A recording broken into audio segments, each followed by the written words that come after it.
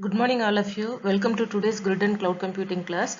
And in this class we will see the second part of OGSA, that is Open Grid Service Architecture.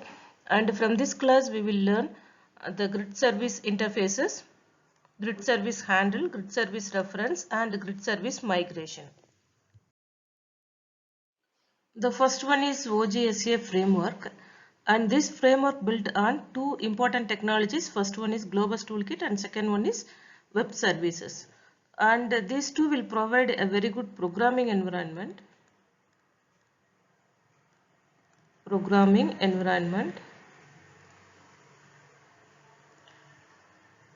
Which this programming environment will support creation, termination, management and invocation of stateful and temporary grid services.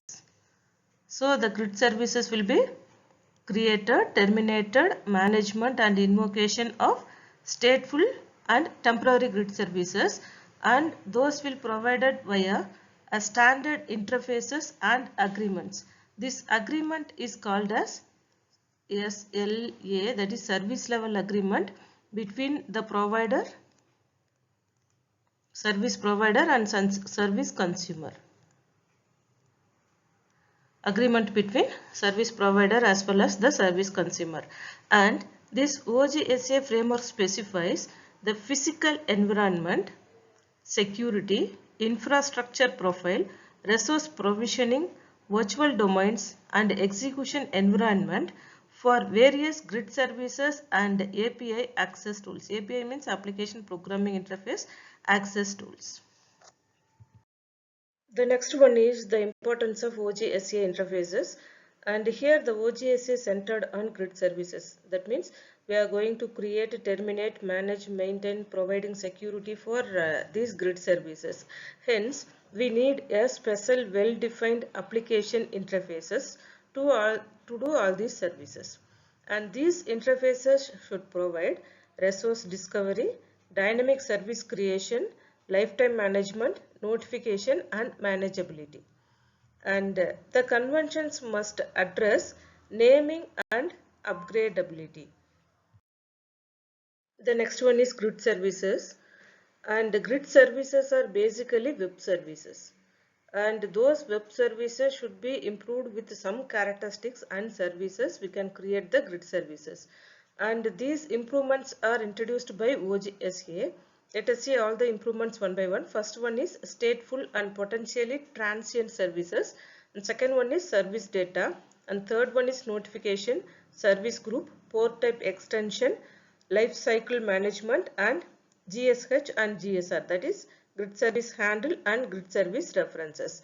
And these are the things included in any of these web services, then we can produce these grid services. The important properties of grid services are, first one is transience and second one is statefulness, and these properties are important. How a grid service is named, discovered and managed. So to identify a particular grid service or discovering a service and manage the grid service, these two properties are very important. The first one is transient. It means the services can be created and destroyed dynamically. So instantly we can create any service and instantly we can destroy any service by using this property. And second one is statefulness. This is another important property which refers the fact that one can distinguish one service instance from another service instance. And normally any web service does not have the state maintenance.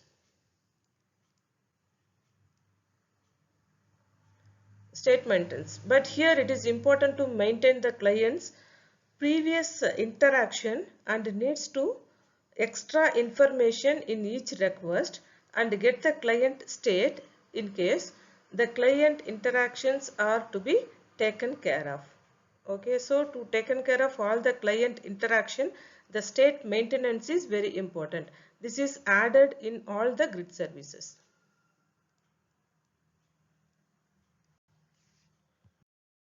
In this OGSA grid service interfaces which are developed by OGSA working group, we are having 6 port type. Importantly, we are having 6 port type. This is first port type. This is grid services. Second one is notification source, and third one is notification 6. Fourth one is registry, and fifth one is factory, and the last one is handle map. First one is grid services. So in the grid services, we are having three operations. The first one is find service data. Second one is termination time, and third one is destroy.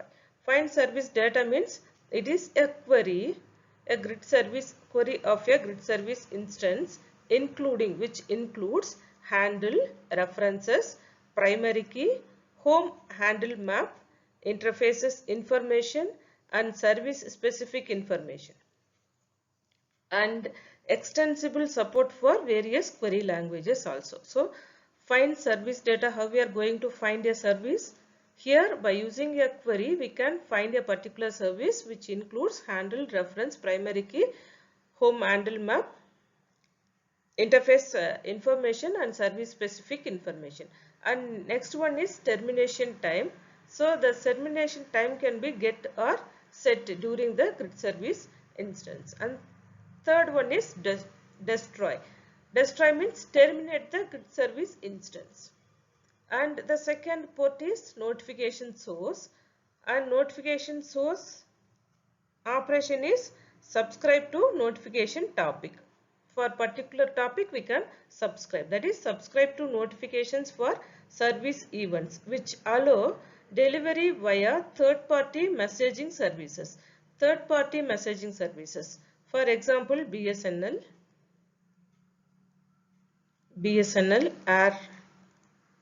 Airtel and Jio, etc. So these are the third party service provider for messaging services. By using these third party, they can provide information to their customers regarding a particular topic. And next one is notification sync. The notification sync, that is deliver notification. Operation is deliver notification that carry out asynchronous delivery of notification messages. And the fourth important port is registry. Here we are using register service and unregister services. Register service means conduct soft state registration for grid service handles, and unregister service means unregister a GSH, that is grid service handle. And next one is factory. Factory operation is create services. By using factory we can create all the grid services, create a new grid service instance. And next one is handle map. Find the handle, that is find by handle operation, that will return the grid service reference which are associated with the grid service handle. Another important property in grid services is the service data, which allows us to easily include a set of structured data to any services which are used to access directly through its instance, that is grid service instance. And this service data will include in a service will fall into one of two categories, any one of two categories. The first category is state information and the second one is service metadata. The state information provides information on the current state of services such as operation result, intermediate result, runtime information, and etc. And these are the state information. And next one is metadata. Metadata information on service itself, that is the information about the service itself, such as a system data. The support will be given when we start coding grid services with the service data. The important property of grid service is grid service handle, which is simply called as GSH. It's a globally unique name that differentiate a grid service to another grid services. And the status of grid service instance could be exist now or that will exist in future, and the GSH must be globally defined for a particular instance. Instance means grid services. So for all the grid services, GSH must be globally defined, and it may not always refer the same network address. The network address may be changed, but the instance address should be common. And these instance carries no protocol or instance specific addresses, or it will not support any protocol bindings also. And all these operations are done by the GSR, which is nothing but grid service references. And this GSH means this is a globally unique name for all grid services. The next one is GSR, that is grid service references, and here the instance informations are encapsulated along with all other instance specific information to interact with a specific service instances. And this GSR, that is grid service reference, is a single abstraction to define these instance information. That is, all these informations will be um, taken care of only this GSR, and the GSR for an instance can change over the lifetime of the services. There is no fixed data for this GSR, and the OGSA employs a handled resolution mechanism for mapping the GSH with GSR, because GSH is a grid service name, that is unique name for all the grid services, and those reference of those grid services will be given in the GSR. So it is important to map these two services, and a service instance may be implemented in its own way as long as it obeys the associated semantics. The next one is grid service migration.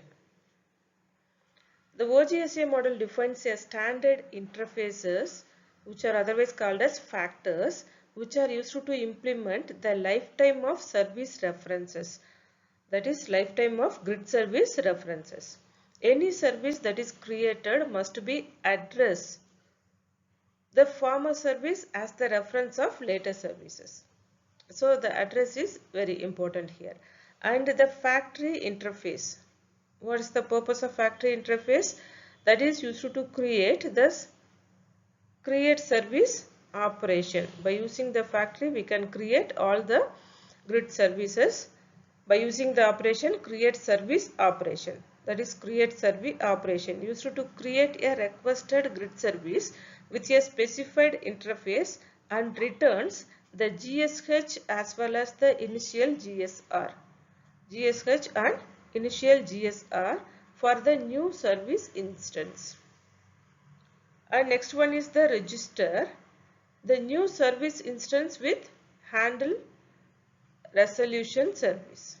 We need to register this new grid service instance to this handle resolution service, and each dynamically created grid service instance is associated with the specified lifetime. So all the grid service should have its own lifetime. And this diagram explains the grid service migration.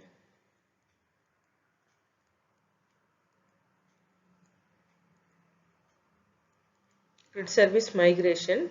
Here the GSH resolving the different GSR.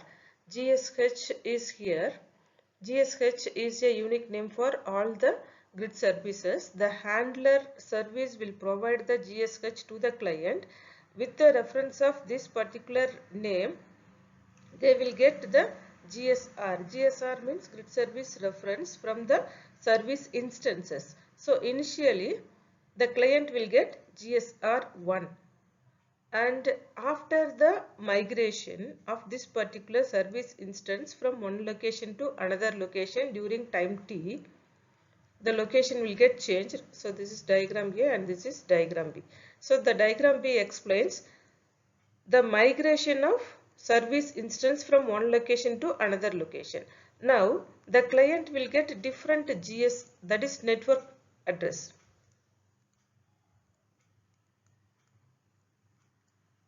Different network address, that is the GSR will be changed now. After migrating the service instance, the GSR will be changed now, but the GSH will be same. because this is a globally unique name for all the services. Hence, the GSH never changed. But after migrating a services from one location to another location, the GSR, that is grid service reference, will be changed. The grid service migration, the diagram shows how a service instance may be migrated from one location to another location during execution. And in this execution, the grid service handle results, that will produce different GSR while migrating the grid service instance before and after the migration during the time t. During the time t, it will produce different grid service reference data, and the handle resolver simply returns different GSR before and after the migration. The initial lifetime, that is the lifetime of grid service, can be extended by a specific time period by explicitly requesting the client or other grid services acting on the client's behalf. Acting on behalf of client. If the time period expires, that means the lifetime of particular grid service expires, immediately the service instance can be terminated of its own. The service will be automatically terminated and release all its associated resources accordingly. And if the lifetime management enables, the termination and failure deductions, and it is done by clearly defined by lifetime semantics of a particular grid service instance. And similarly, a hosting environment is guaranteed to consume bundled resources under some system failures, and if the termination time of service is reached, the hosting environment can reclaim all the resources allocated, and this is called as grid service migration. In second unit, apart from the architecture of OJSA, we are having so many other questions also there. The first one is how the grid services are different from web services. They may ask in 2-mark question or 5-mark question. And another one is grid service framework and grid service interfaces. Grid service framework and grid service interfaces. Sometimes they may ask define the grid service data also. And this grid service handle, that is GSH and GSR. Grid service handle and grid service references will come under this grid service migration. While explaining this migration, you need to explain these two things also. And they may ask in 5-mark question. Okay. And for more information, please go through the textbook. Thank you.